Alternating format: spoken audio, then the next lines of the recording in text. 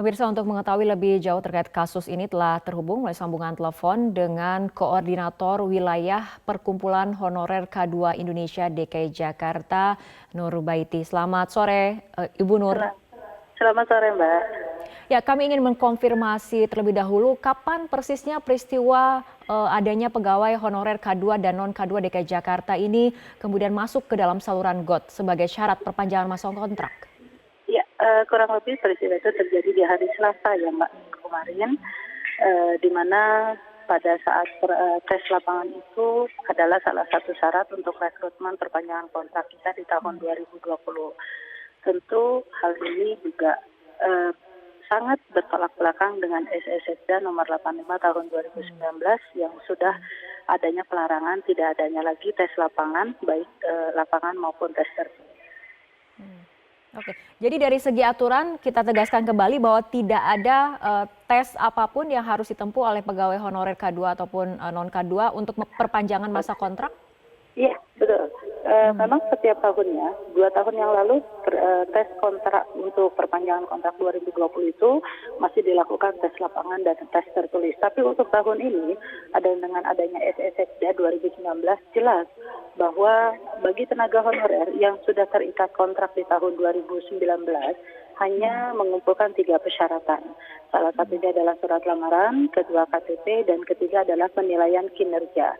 Nah, tentunya di dalam SE Sekda itu tidak tertera satu kalimat pun untuk melakukan tes tertulis dan tes lapangan.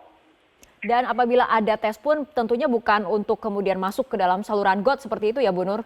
Oh iya, tentunya bukan.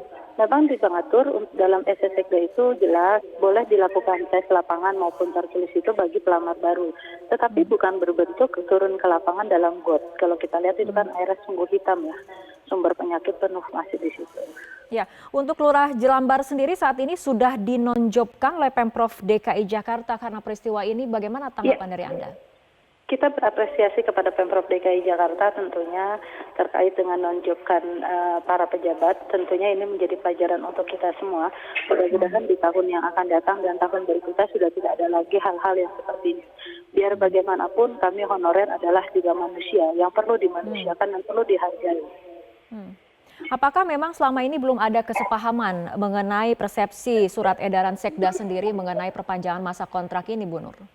Sebenarnya sudah, Mbak. Setiap tahun itu pasti sudah ada sosialisasi dari panitia di Pemprov DKI kepada seluruh jajaran dari baik itu lurah maupun panitia PJLP. Cuman ya biasalah kalau di lapangan itu. Yang pasti Pemprov DKI Jakarta sudah mengeluarkan dan sudah memberikan sanksi terhadap para pejabat yang melanggar aturan itu. Oke. Sudah berkomunikasi dengan para pekerja honorer ini yang kemarin sempat viral videonya, Bu Nur?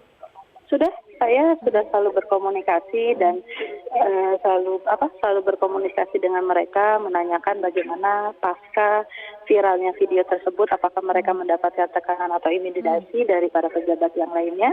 Kami selalu berkomunikasi untuk itu.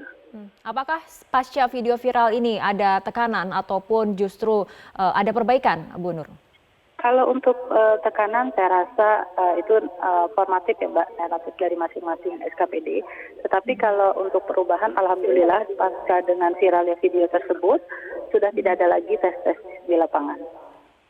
Oke, tapi apa kemudian harapan dari Bu Nur sendiri, terutama dari koordinator PHK 2 DKI Jakarta ini agar kemudian peristiwa seperti ini tidak terjadi lagi di lapangan dan semua terutama lurah mungkin bisa memahami apa yang ada di surat edaran Sekda itu?